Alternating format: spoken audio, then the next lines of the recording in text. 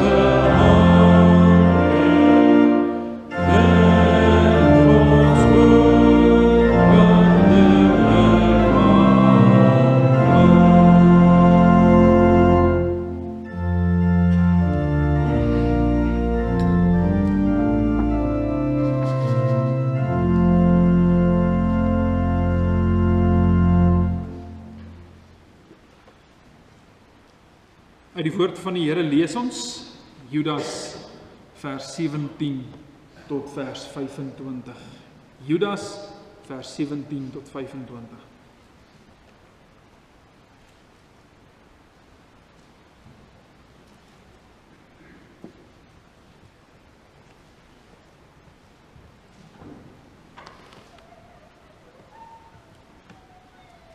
Voordat ons dan saam lees uit die woord van die Here, kom ons bid saam.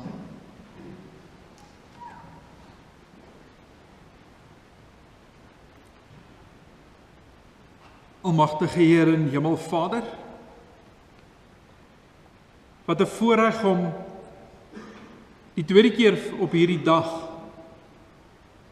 in die huis te kan wees. Om op hierdie wyse hierdie dag aan U te wy. Here, om in U teenwoordigheid deur die woord en deur die Gees en deur die gebruik van die sakrament versterk te word. Die uitdagings is voortdurend. Die vereistes en die eise wat aan ons gestel word, verskerp en neem toe. Om liggaam en siel in stand te hou.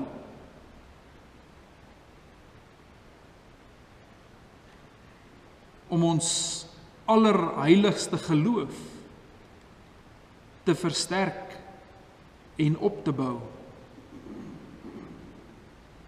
En dit verg voortdurende inspanning, doelbewus besig wees. Want ons hoor weer dat die teestanders van die kerk vernielsigtig is, skeermaak, seermaak, uit mekaar jaag. Wanneer ons dan vanaand na U kom luister, Here, vra ons vir U, onderrig ons, vernuwe voortdurend ons denke, ons gedagtes, ons dade, dat ons werke so ingerig sal wees, op U eer en U heerlikheid. Ons vra daarom vir U, Here, spreek U tot ons, want U kinders luister. Ons bid dit in Jesus naam. Amen.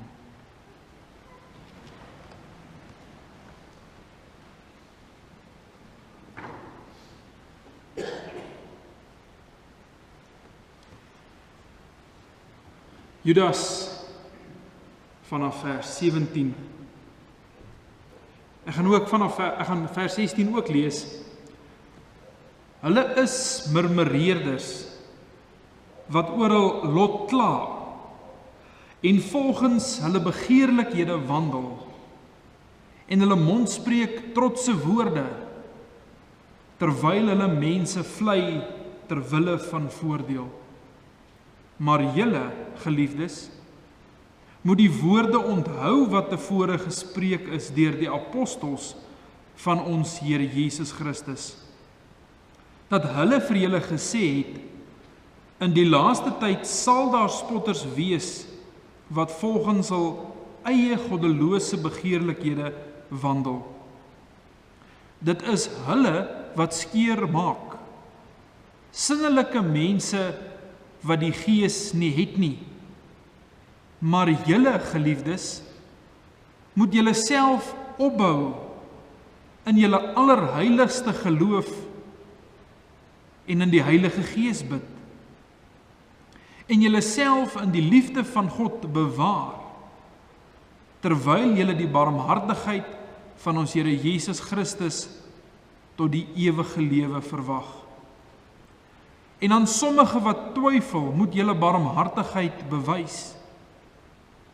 Maar ander moet julle met vrees red, deur hulle uit die vuur te ruk. En ook die kleed moet julle haat, wat deur sonde bevlek is. Aan hom, nou wat magtig is, om julle vir struikeling te bewaar, en julle sonder gebrek voor sy heerlikheid te stel met gejuig, aan die alleen wyse God.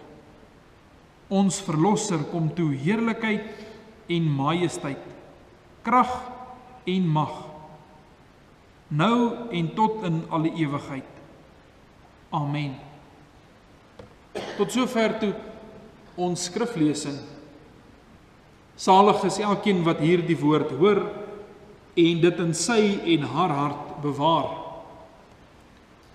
Ons teksgedeelte, vers 20 en 21, maar julle geliefdes, moet julle self opbou in jul allerheiligste geloof, in die Heilige Gees bid, en julle self in die liefde van God bewaar, terwyl julle die barmhartigheid van ons Here Jesus Christus tot die ewige lewe verwag.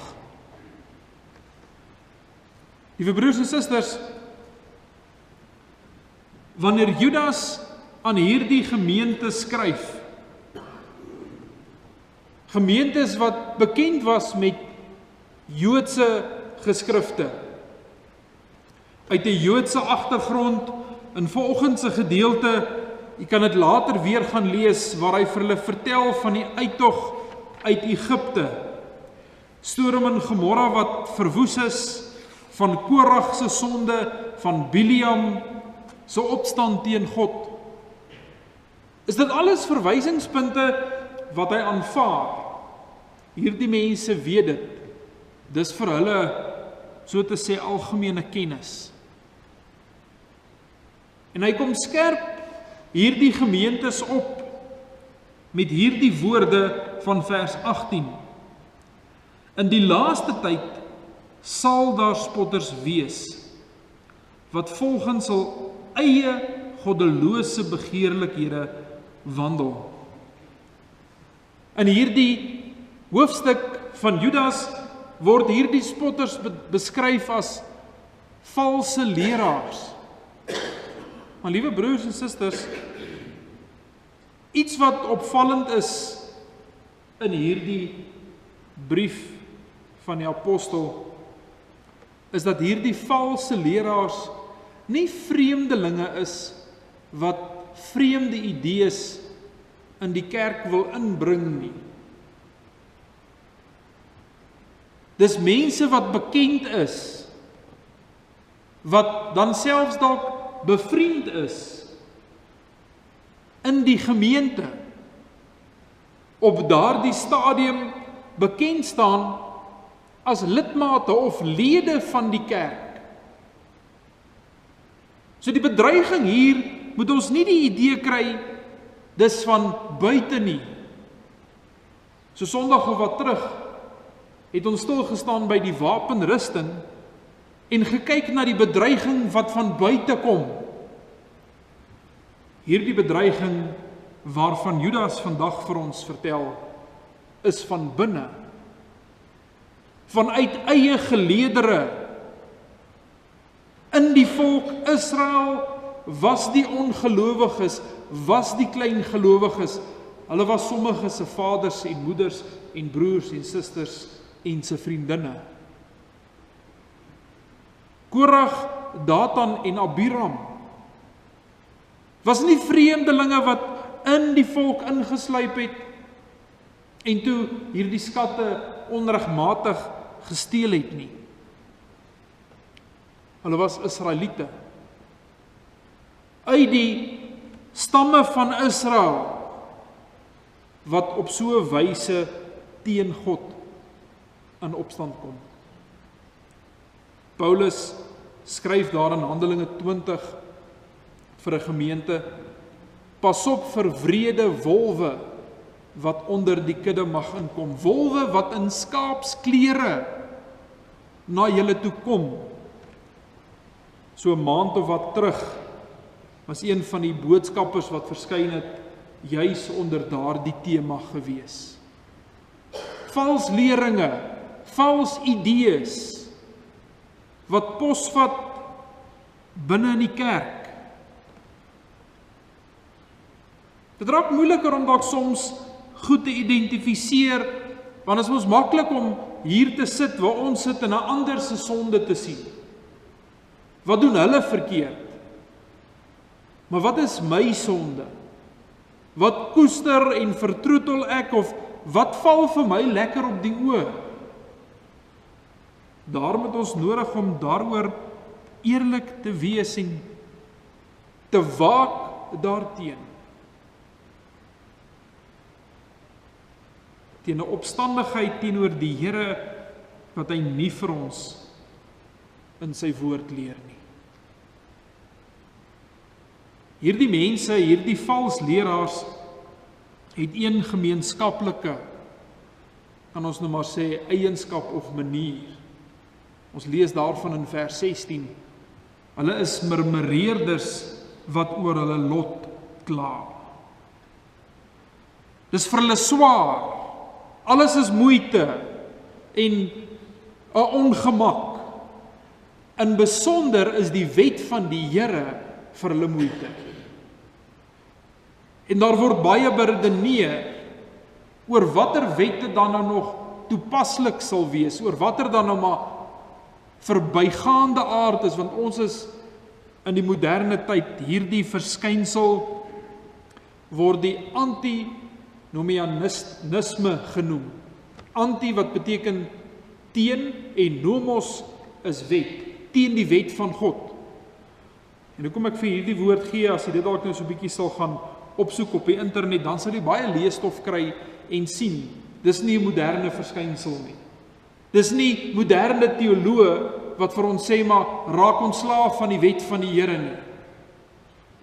Judas skryf reeds vir die kerk, hier rondom 50, tussen 50 en 60 na Christus, om hierteen te waak. Maar hoe waak ons, liewe broers en susters? Sonder dat ons nou vanaand dalk by hierdie valshede in besonder sal stil staan. Belangrik is, hoe maak ons gereed? Hoe pas ons op? En hy begin in die gedeelte en hy sê, bou julle self op. So iets wat ons sien in hierdie gedeelte, bou julle self op, versterk julle geloof en bewaar julle liefde. Dit beteken daar is 'n stukkie verantwoordelikheid wat elkeen vir hom en haar self moet opneem. Die ouderlinge raad of die dominee of iemand anders kan dit nie vir ons doen nie.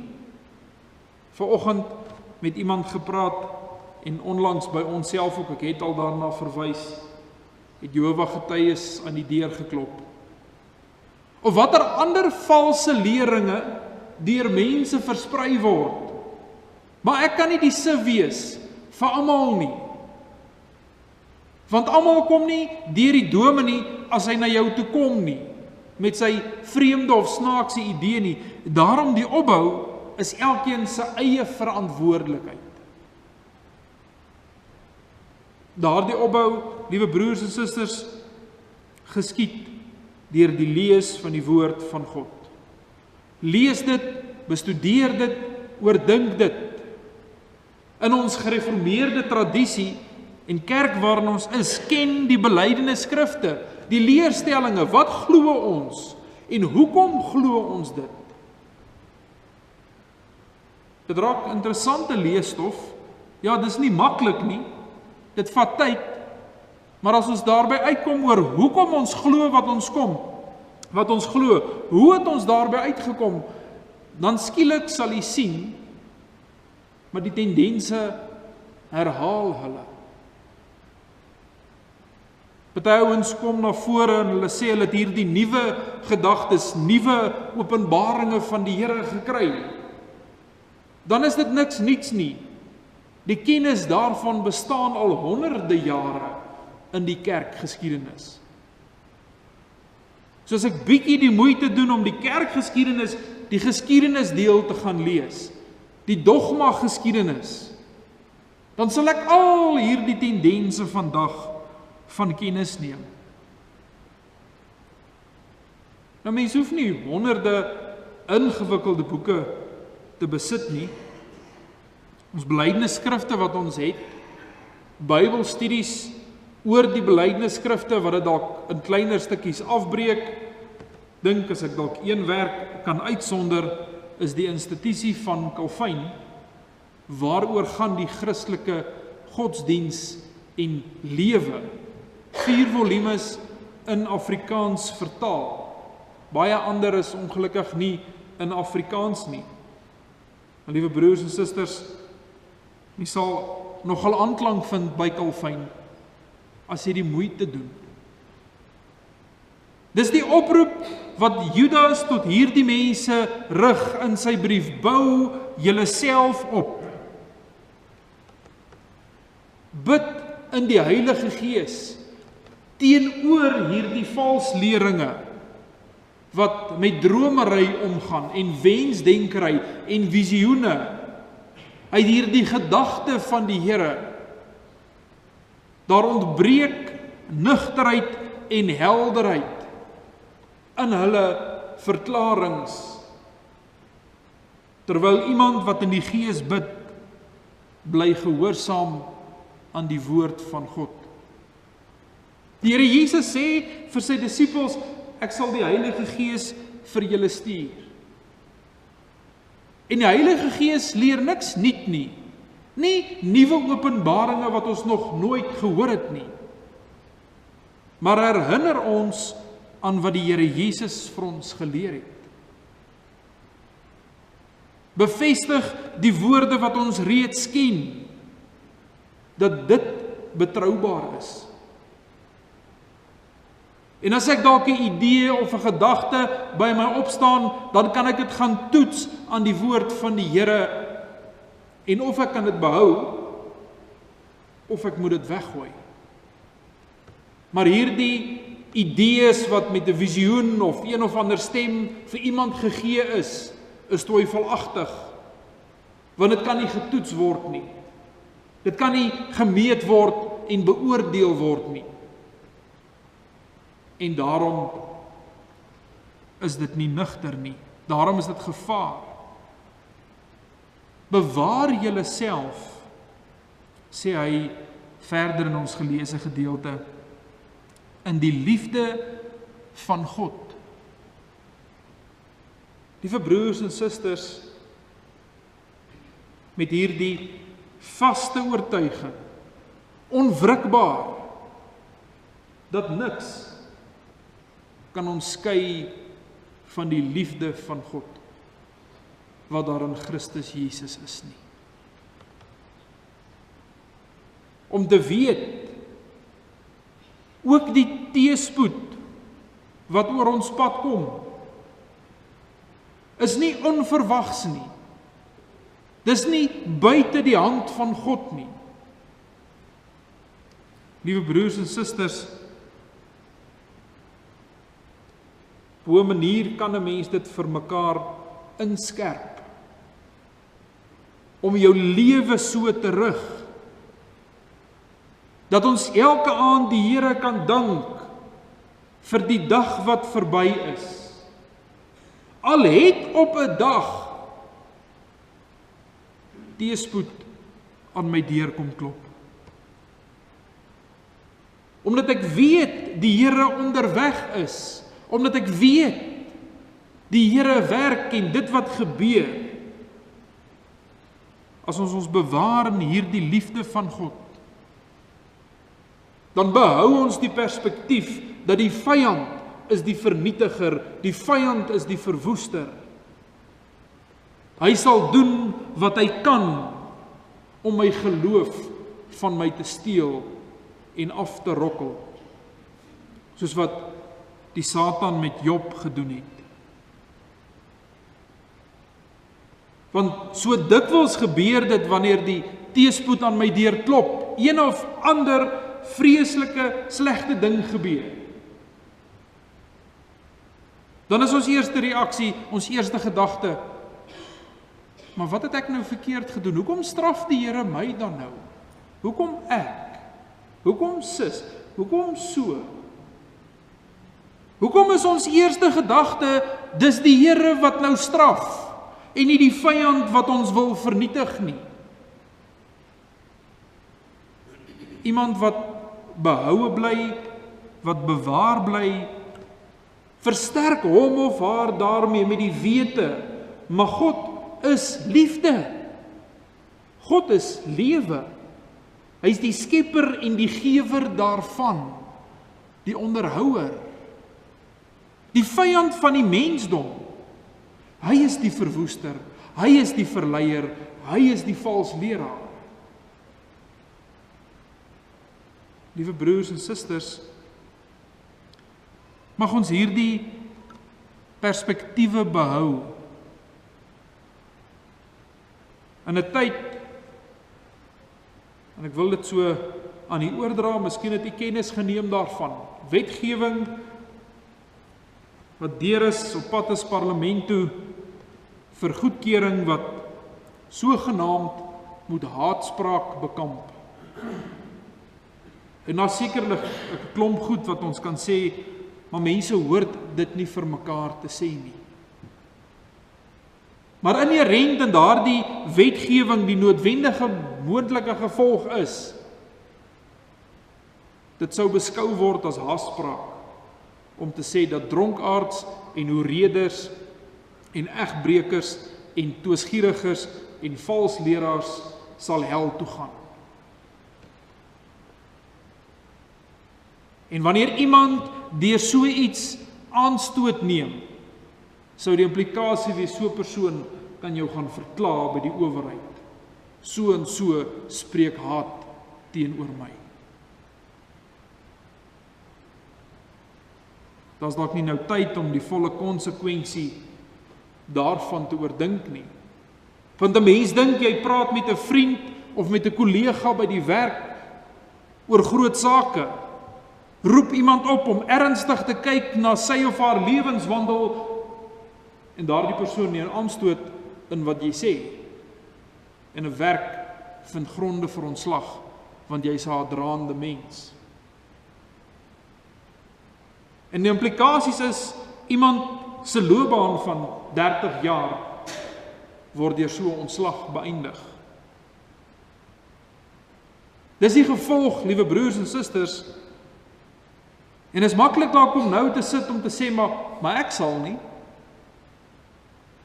Totdat hierdie ding begin afspeel en ons weet in die homoseksuele gemeenskap, as ek dit maar so eksplisiet kan uitdruk, is die eerste mense wat van hierdie spesifieke wetgewing gebruik sal maak, of van die eerstes.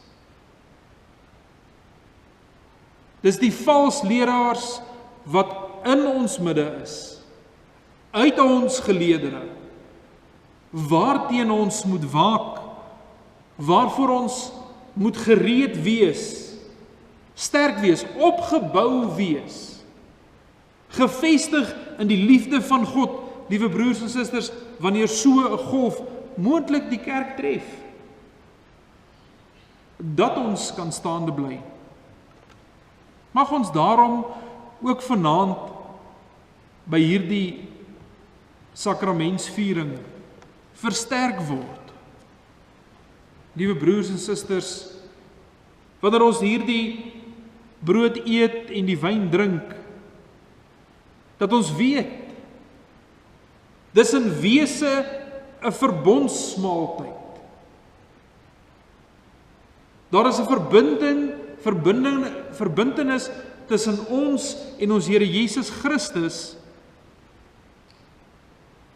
wat geen wetgewing kan verander nie, wat deur geen wetgewing beïnvloed kan word nie. Dat wanneer ons môre hierdie lewe ingaan, ons hierdie waarborg saam met ons dra. Dat ons, so seker as wat hierdie brood vir ons oë gebreek en hierdie beker aan ons gegee word, en ons dit met ons mond eet en drink, so seker het ons deel aan Christus in sy sterwe, aan die kruis en opstanding uit die dood. Dat dit vir ons die waarborg is dat ons hemelse erfenis is vas Die bepalings en die vereistes van die testament van God is reeds in werking in Jesus Christus.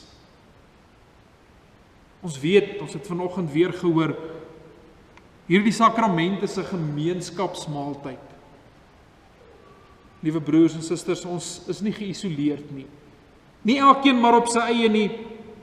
Ons het deel aan die beker, ons het deel aan die brood met mekaar. Daarom, soos wat ons lees ook hier in Judas, en aan sommige wat twyfel, moet julle barmhartigheid bewys, maar ander moet julle met vrees red, deur hulle uit die vuur te ruk. So ek neem nie net verantwoordelikheid vir myself nie, maar ook vir medegelowiges, om hulle uit die vuur van verleiding te ruk. Dis juist daarom, liewe broers en susters, vir ons 'n verwagtingsmaaltyd, dat ons uitsien na die wederkoms van ons Here Jesus, dat ons gebed vanaand sal wees, kom Here Jesus, kom. Maar versterk ons so, deur die brood en deur die wyn, dat ons kan staande bly. Mag hierdie nagmaal daarom ook vanaand vir ons 'n vreugdefees wees. Nie wanneer ons hoor van al die vals profete en van al die vyande waarvan die afgelope tyd gepraat is, en ons in vrees en bewing en bekommernis en in koue sweet begin uitslaan nie. Maar mag ons die vreugde ervaar en beleef dat die Here Jesus oorwinnaar is. En daarom hierdie sakrament uit dankbaarheid gebruik. Hierdie sakrament, die nagmaal, dui op die dood van die Here Jesus. Dit dui vandag vir ons dat ons deel het aan hom. Dit dui vir ons op die belofte dat hy weer kom. Om dan nou vanaand die nagmaal te gebruik, word ons opgeroep om ernstig na te dink oor al ons sondes, wat ons met ons gedagte, woorde of dade gedoen het. Daar is ook sonde van versuim, waar ons nagelaat het om die wil van die Here te doen. Hierdie selfondersoek moet ons bring tot opregte berou voor die Here. Ons moet opreg glo dat al ons sondes op grond van die soenverdienste van Christus vergewe is. En dat hy alle sondes wat nog teen ons sin in ons oorgebly het, met sy lyding en sterwe bedek. Ons moet ons ernstig voorneem om voortaan met ons hele lewe dankbaarheid aan die Here te bewys, deur in ware liefde tot hom en ons naaste te lewe. Daar moet by ons 'n ernstige begeerte wees dat die Here ons geloof by hierdie nagmaal sal versterk. Mag die almagtige, barmhartige God en Vader van ons Here Jesus Christus deur die Heilige Gees ons elkeen daartoe help. Amen. Kom ons sing saam Gesang 256. Gesang 265 vers 1, 2 en 4. Gesang 256 vers 1, 2 en 4. Ons sing dit staande en dan bly ons staan vir die uitspreek van die seën.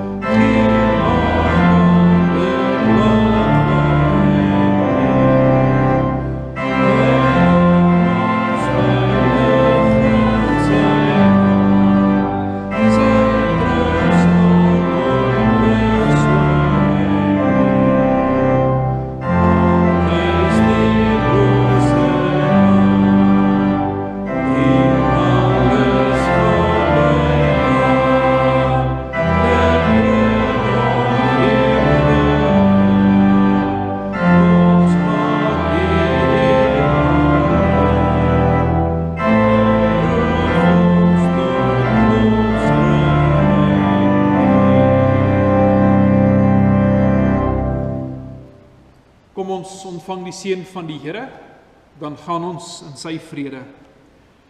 Mag hy, die God van die vrede, julle volkome heilig maak, en mag julle gees en siel en liggaam, geheel en al, onberispelik bewaar word by die wederkoms van ons Here Jesus Christus. Amen.